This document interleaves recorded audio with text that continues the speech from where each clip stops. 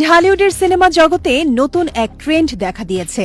Silence gesture, অর্থাৎ ঠোঁটের ওপর আঙুল রেখে কাউকে চুপ থাকতে বলা। চরিত্র যেভাবেই হোক, পোস্টার, টিজার ও প্রচারণায় এই লুক এখন নির্মাতাদের প্রিয়। 2025 সালের রোজার ঈদে মুক্তি পাওয়া মেহেদী হাসান হৃদয় পরিচালিত বরবাদ সিনেমায় মেগাস্টার শাকিব খানের সাইলেন্স লুক ভক্তদের মধ্যে ব্যাপক সাড়া ফেলে।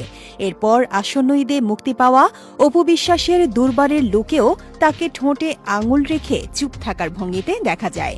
সামাজিক মাধ্যমে অপুর এই লুক মিশ্র প্রতিক্রিয়া তৈরি করে।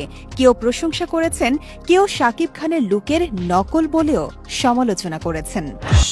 স্পেশাল কিছু দেখতে হলে একটু ওয়েট করতে হয়। 2021 সালে রাইহান রাফি পরিচালিত দ্য ডার্ক সাইড অফ ঢাকায় নাজিফা তুষি একই ভঙ্গিতে পর্দায় হাজির হলেও তৎকালীন সময়ে তেমন আলোচনায় আসেনি। এবার তার নতুন সিনেমা প্রেসার কুকারের টিজারে একই লুকে হাজির হওয়ায় সামাজিক মাধ্যমে নতুন তর্ক শুরু হয়েছে। দর্শকরা এখন এই দুটি লুকের মধ্যে কোনটি বেশি আকর্ষণীয় তা নিয়ে বিতর্ক করছেন। তবে শুধু শাকিব খান, অপু বিশ্বাস কিংবা তুষি নয়, এই আলোচনার মধ্যেই নতুন করে ঝড় তুলেছেন জনপ্রিয় অভিনেত্রী মেহজাবিন চৌধুরীও।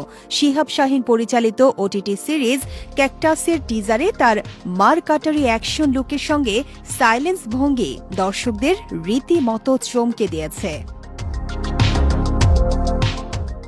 নেটিজেনরা বর্তমানে এই তারকাদের ছবিগুলো একসঙ্গে কোলাজ করে সামাজিক মাধ্যমে সিনেপ্রেমীদের মাঝে চ্যালেঞ্জ ছুড়ে দিচ্ছেন। তবে অনেকে প্রশ্নও রেখেছেন, হঠাৎ এই সাইলেন্স জেস্টারের ট্রেন্ডে ভাসছে কেন ঢালিউড?